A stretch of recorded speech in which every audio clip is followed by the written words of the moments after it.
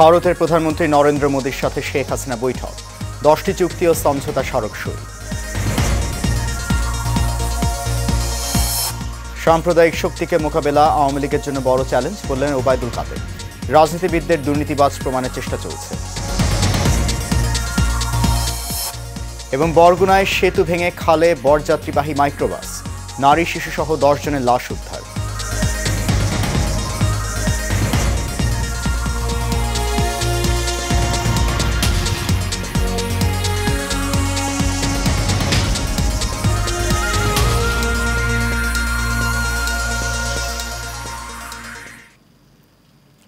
সবাইকে স্বাগত জানাচ্ছি এশিয়ান নিউজে। আপনাদের সাথে আছি আমি সৈয়দ মাহিউজ্জামান মুখর। শুনছেন বিআরবি কেবল ইন্ডাস্ট্রিজ লিমিটেড সংবাদ শিরোনাম।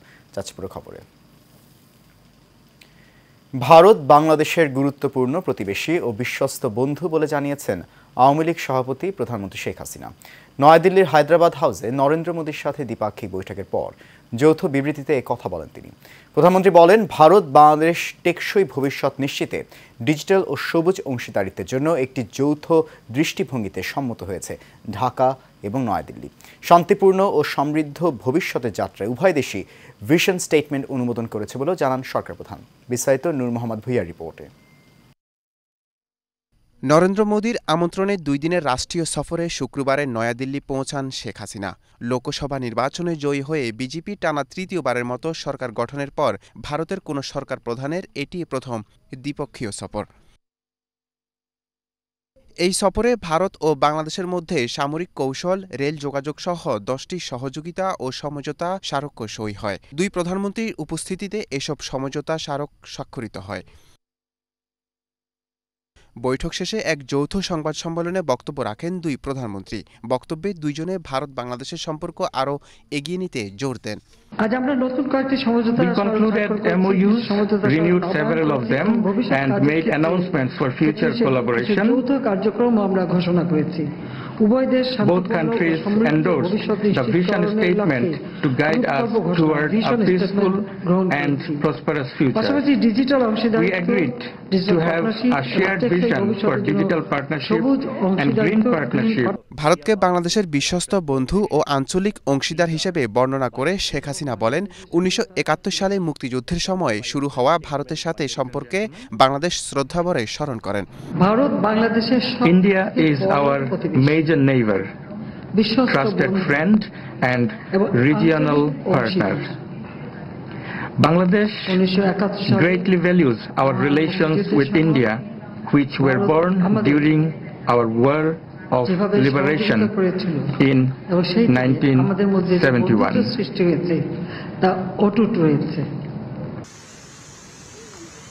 এর আগে রাষ্ট্রপতি ভবনে একটি লাল গালিচা বিছিয়ে প্রধানমন্ত্রী শেখ হাসিনাকে আনুষ্ঠানিক সংবর্ধনা জানান নরেন্দ্র মোদী।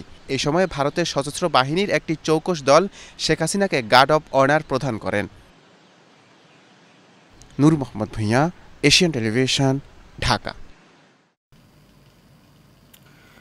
আওয়ামী লীগ সাধারণ সম্পাদক, সড়ক পরিবহন ও সেতুমন্ত্রী ওবায়দুল কাদের বলেছেন, 75 বছরের প্রাচীন দল আওয়ামী লীগের কাছে এখনও বড় চ্যালেঞ্জ সাম্প্রদায়িক শক্তিকে মোকাবেলা করা। রাজধানীর সোহরাওয়ার্দী উদ্যানে আওয়ামী লীগের প্রতিষ্ঠা বার্ষিকীর অনুষ্ঠান স্থল পরিদর্শন শেষে তিনি কথা বলেন। এ সময় তিনি অভিযোগ করেন, রাজনীতিবিদদের দুর্নীতিবাজ প্রমাণের জন্য একটি গোষ্ঠী অপতৎপরতা চালাচ্ছে। অসৎ ব্যবসায়ী ও দুর্নীতিবাজদের বিরুদ্ধে সরকারের জিরো টলারেন্স অবস্থানের কথাও সাফ জানিয়ে দেন আওয়ামী লীগের সাধারণ সম্পাদক ওবায়দুল কাদের। দেখুন নূর মোহাম্মদ ভুইয়ার আরও একটি রিপোর্ট। আওয়ামী লীগের 75তম প্রতিষ্ঠা বার্ষিকী উপলক্ষে সোহরাওয়ার্দী উদ্যানে নানান আয়োজনে সমাবেশ করবে দলটি। এতে সভাপতিত্ব করবেন দলের সভাপতি প্রধানমন্ত্রী শেখ হাসিনা। এই উপলক্ষে কেন্দ্রীয় নেতৃবৃন্দদের সাথে নিয়ে অনুষ্ঠান স্থল পরিদর্শন করতে আসেন সাধারণ সম্পাদক ওবায়দুল কাদের। পরিদর্শন শেষে কথা বলেন গণমাধ্যমের সাথে। এ সময় 75তম প্রতিষ্ঠা বার্ষিকী ও প্লাটিনাম জয়ন্তীকে ঘিরে কেন্দ্র থেকে তৃণমূল পর্যন্ত উদযাপনের প্রস্তুতির কথা জানান তিনি। স্বতঃস্ফূর্ত, সুশৃঙ্খল, আনন্দঘন উপস্থিতি ঢাকার এই ঐতিহাসিক সোহরাওয়ার্দী উদ্যানে হবে, যেখানে সভাপতিত্ব করবেন আমাদের পার্টির জননন্দিত সভাপতি, আমাদের মুক্তির সংগ্রামের আপসহীন কাণ্ডারি, বঙ্গবন্ধু কন্যা, প্রধানমন্ত্রী, দেশরত্ন শেখ হাসিনা। সাংবাদিকদের এক প্রশ্নের জবাবে তিনি বলেন, ৭৫ বছরের প্রাচীন দল আওয়ামী লীগের কাছে এখনও বড় চ্যালেঞ্জ সাম্প্রদায়িক শক্তি। আমাদের যে অসমাপ্ত কাজ, আমাদের বিজয়কে আমরা এখনো সুসংহত করতে পারিনি। সাম্প্রদায়িকতা বিজয়ের পথে, সুসংহত করার পথে অন্তরায় হয়ে আছে। এ সাম্প্রদায়িক জঙ্গিবাদী শক্তিকে পরাজিত করা, পরাভূত করা আমাদের বিজয়কে সুসংহত করবে। এ সময় অসৎ ব্যবসায়ী ও দুর্নীতিবাজদের বিরুদ্ধে সরকারের জিরো টলারেন্স অবস্থানের কথাও সাফ জানিয়ে দেন আওয়ামী লীগ সাধারণ সম্পাদক নির্বাচনী নূর মোহাম্মদ ভূঁইয়া, এশিয়ান টেলিভিশন, ঢাকা। ভারী বৃষ্টিপাত আর উজানের ঢলে তিস্তা নদীর পানি বৃদ্ধি পেয়ে নিম্নাঞ্চল প্লাবিত হয়েছে। পানির চাপ সামলাতে খুলে দেওয়া হয়েছে ডালিয়া ব্যারেজের ৪৪টি গেট। পাউবো জানায়, উজানে পানি কমলেও ভাটিতে পানির প্রবাহ বেড়েছে।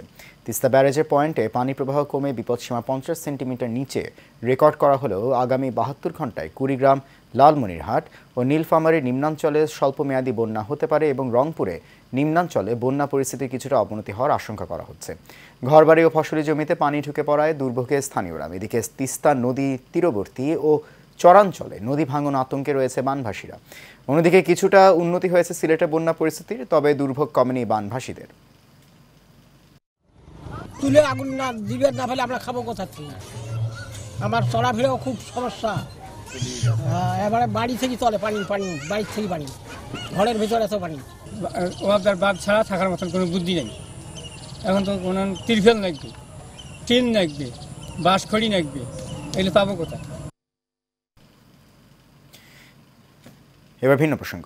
খাগড়াছড়িতে বঙ্গবন্ধু শ্রমিক লীগ খাগড়াছড়ি জেলা কমিটির পরিচিতি সভা অনুষ্ঠিত হয়েছে। সকাল ১০টায় খাগড়াছড়ি জেলা আওয়ামী লীগের দলীয় কার্যালয়ে সভার আয়োজন করা হয়। খাগড়াছড়ি জেলা শাখার সভাপতি মোহাম্মদ নজরুল ইসলামের সভাপতিত্বে পরিচিতি সভায় অনুষ্ঠানে উদ্বোধক হিসেবে ভিডিও কনফারেন্সে বক্তব্য রাখেন বঙ্গবন্ধু শ্রমিক লীগ কেন্দ্রীয় কার্যনির্বাহী কমিটির সভাপতি বীর মুক্তিযোদ্ধা আলহাজ হারুন রশিদ সিআইপি।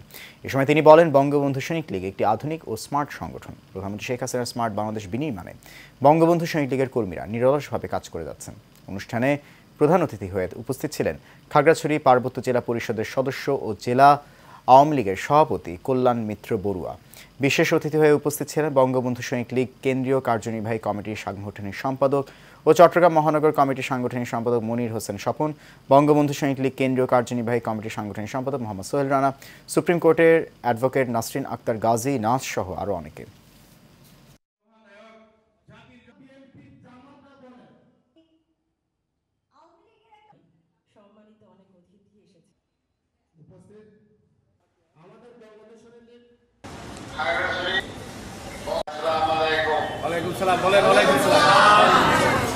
আমি আসতে পারি নাই, এরপরে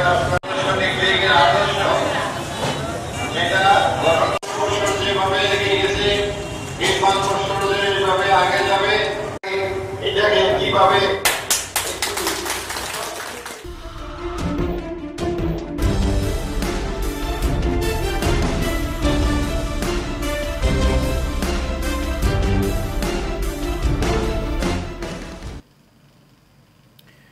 কয়েক বছরে দেশের নান্দনিক শহর হিসেবে আমূল পরিবর্তন ঘটেছে পদ্মাপাড়ের জেলা রাজশাহীর।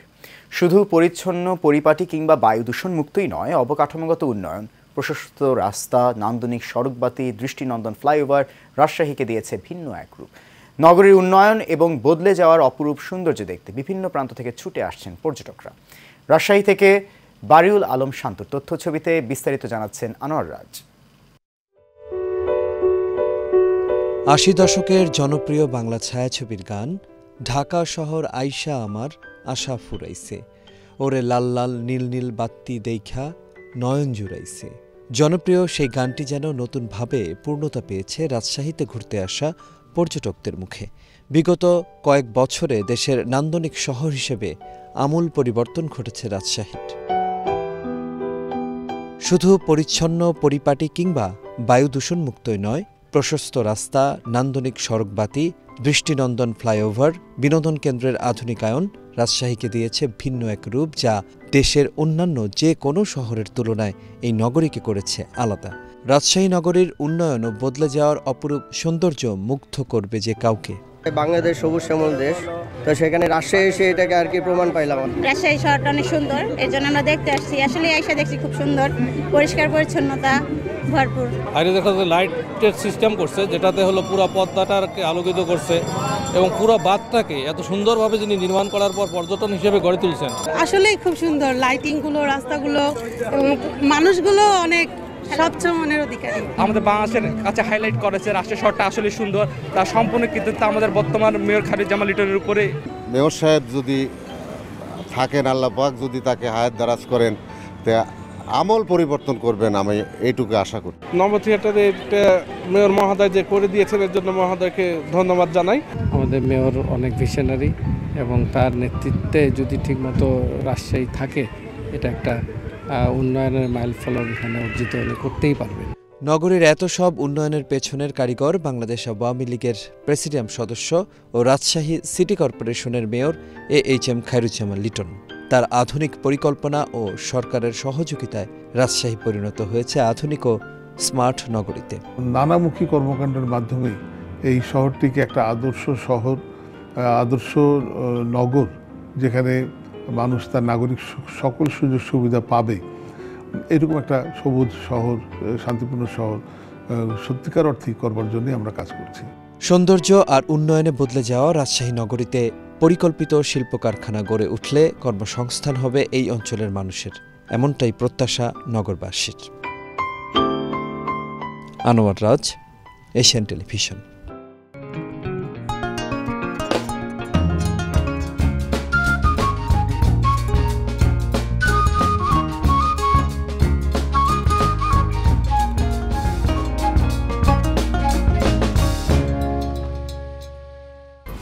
HM Expert B500 CWR স্বাধীনতার সুবর্ণ জয়ন্তীতে নতুন বাংলাদেশ গড়ার প্রত্যয়।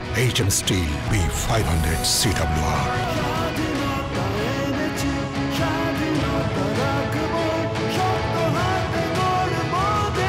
HM Steel। চট্টগ্রামে পশ্চিম এলাহাবাদ ফাউন্ডেশনের উদ্যোগে এলাকার গরিব এবং মেধাবী শিক্ষার্থীদের মাঝে শিক্ষা উপকরণ, বইসহ খতনা, রক্তদান, চক্ষু চিকিৎসা করা হচ্ছে। এরই ধারাবাহিকতায় মেধা যাচাই প্রতিযোগিতায় 1.5 শতাধিক শিক্ষার্থীর মধ্যে থেকে 20 জনকে মেধাবৃত্তি পুরস্কার দেওয়া হয়েছে।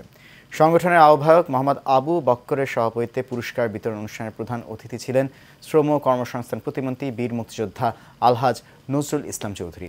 তিনি বলেন, শিক্ষা জাতির মেরুদণ্ড। আজকে যারা এই মেধাবৃত্তিতে অংশগ্রহণ করেছে তাদের মধ্য থেকে এমপি, মন্ত্রী, ব্যারিস্টার, জজ হবে। তাই এই কোমলমতি ছাত্রছাত্রীদেরকে ভালোভাবে দেখভাল করতে হবে, উচ্চশিক্ষার দিকে যেন তারা এগিয়ে যেতে পারে।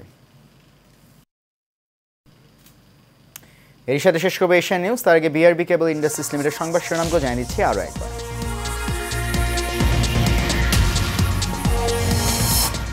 ভারতের প্রধানমন্ত্রী নরেন্দ্র মোদীর সাথে শেখ হাসিনা বৈঠক, 10টি চুক্তি ও সমঝোতা স্মারক সই। সাম্প্রদায়িক শক্তিকে মোকাবেলা আওয়ামী লীগের জন্য বড় চ্যালেঞ্জ, বললেন কাদের। রাজনীতিবিদদের দুর্নীতিবাজ প্রমাণের চেষ্টা চলছে। এবং উজানে কমলেও ভাটিতে বাড়ছে তিস্তার পানি। কুড়িগ্রাম সহ 3 জেলার নিম্নাঞ্চলে বন্যার আশঙ্কা পাউবোর। সিলেটে বন্যা পরিস্থিতির উন্নতি।